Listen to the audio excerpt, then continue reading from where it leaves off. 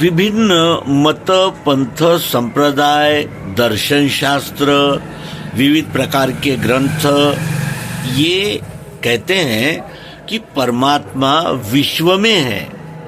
कोई कहते हैं विश्व से बाहर कहीं सातवें आसमान पर है, और कुछ लोग कहते हैं कि वो किसी प्रतिमा में है, कोई कहते हैं किसी तीर्थ में है, कोई कहते हैं किसी व्रत में है। सर्वांग योग की विशेषता यह है कि सर्वांग योग मैं ही संपूर्ण विश्व हूँ, इस अनुभव तक पहुँचाता है। भगवान श्री मायानंद जी चैतन्य सर्वांग योग के 7वें अध्याय में कहते हैं, अक्षर इन दोनों के आगे नाम है। अक्षर अष्टधा प्रकृति, अक्षर उस अष्टधा प्रकृति में ओत प्रोत अनुस्यूत उपस्थित अक्षर चाहत जरूरत प्रियत्व रूप निराकार आत्मा, और ये दोनों भावनाओं का लय नाम में होता है। वस्तु का नाम होता है, वस्तु का नाम लेते ही उसमें क्षर अक्षर ये दोनों भाव आ जाते हैं। तो नाम है उसके आगे, किसके आगे? क्षर और अक्षर के आगे नाम है, क्योंकि जब तक हम वस्तु का नाम नहीं जानते तब तक हमारा वस्तु से परिचय नहीं हो सकता। सभी वस्तुओं के नाम होते हैं, नाम नहीं है ऐसी वस्तु नहीं है, और ऐसी कोई वस्तु नहीं है जिसका नाम न हो। और यही प्रयोग के द्वारा हम जब जान लेते हैं तब नाम है उसके आगे, जान के बुद्धि ही जहाँ लय को प्राप्त होती है वही सद्रूप जानना। जब हमारी बुद्धि लय को प्राप्त होती है यानी निसंशय होती है, बुद्धि का जब निश्चय हो जाता है कि ये विश्व ही परमात्मा है, ये विश्व ही परमात्मा है, न अंदर है न बाहर है, न सातवें आसमान में है, न किसी प्रतिमा में है, न किसी ग्रंथ में है, न पंथ में है, ये विश्व ही परमात्मा है। ये जब नाम बोध के द्वारा सर्वांग योग से जाना जाता है, उसके अनंतर क्या होता है? बुद्धि जान के बुद्धि ही जहाँ लय को प्राप्त होती है, बुद्धि का लय हो जाता है, उसके सभी संशय भ्रम और अनेक प्रकार की मानिंदियाँ ये सब समाप्त हो जाती है। बुद्धि का संपूर्ण लय सत्य में हो जाता है। वही है अपना रूप पुरुषोत्तम भाव से। नाम ही पुरुषोत्तम भाव से अपना रूप है, यानी हम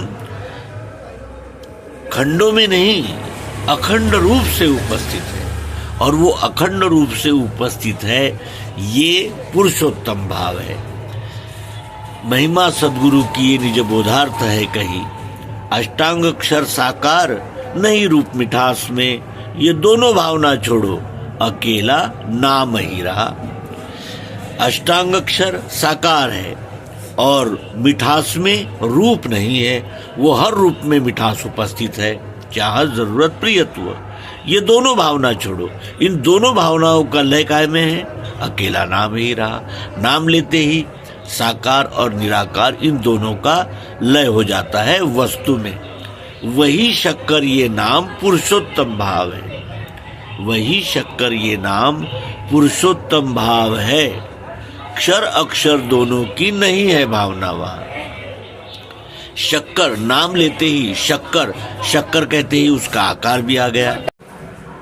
वस्तु का साकार दृश्य क्षर है, और उसमें निराकार रूप से वो चाह जरूरत रूप प्रियत्व मिठास उपस्थित है, और ये दोनों भावनाओं का लय नाम में होता है, नाम वस्तु का होता है। इस प्रकार वही शक्कर ये नाम पुरुषोत्तम भाव है। क्षर अक्षर दोनों की नहीं है भावना वहाँ।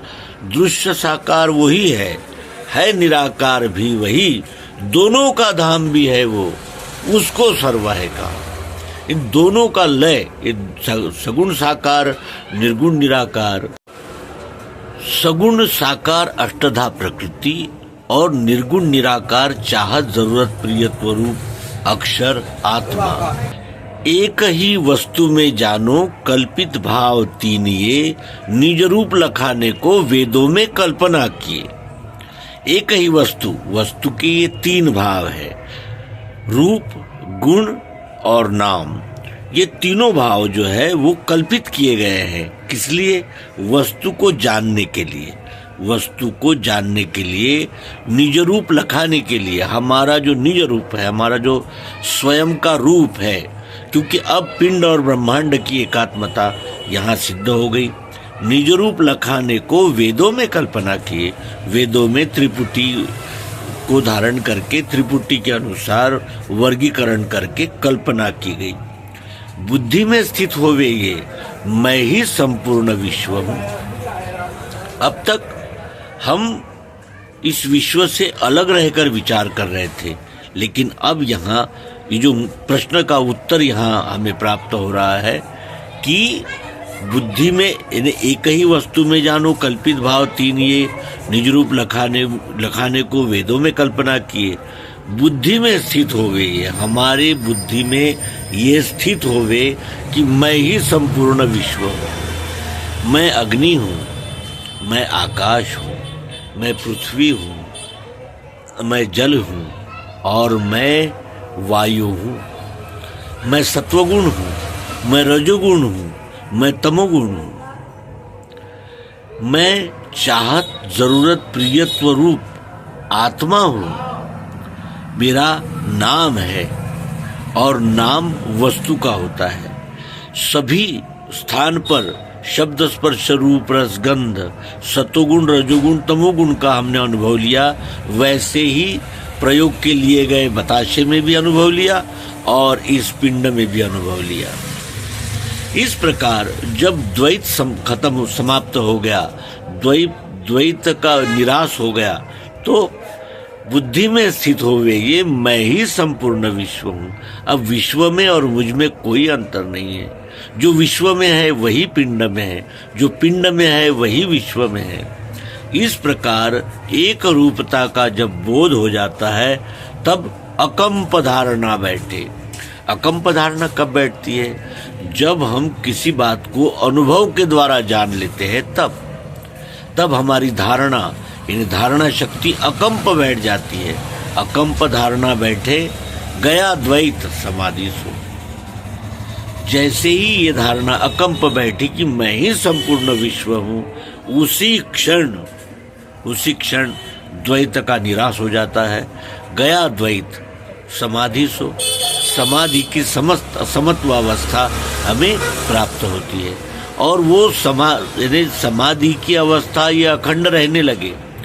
इस प्रकार जब हमारी बुद्धि का दृढ़ निश्चय हो जाता है, तो ये निश्चय सदैव हमारे साथ चित्त में स्थित हो जाता है। समाधि की अवस्था ये अखंड रहने लगे। अनन्यता मिली उसको। अनन्यता, वो परमात्मा से अन्य नहीं रहा, क्योंकि अब उसने परमात्मा के साथ मिलान करके निज रूप का दर्शन कर लिया।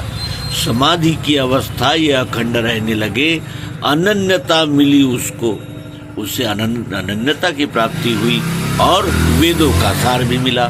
वेदों का सार क्या है? वेद कहते हैं तत्त्वम् असि, वही तुम हो। ये वेदों का महावाक्य है। और इसका अनुभव कब आता है? जब हम सर्वांग योग के द्वारा सर्व अंगों से सर्व अंगों को जानते हुए इस पिंड ब्रह्मांड की एकात्मता प्राप्त कर लेते हैं। और यही अध्यात्म है। इसे प्राप्त किए बगैर किसी भी मत, पंथ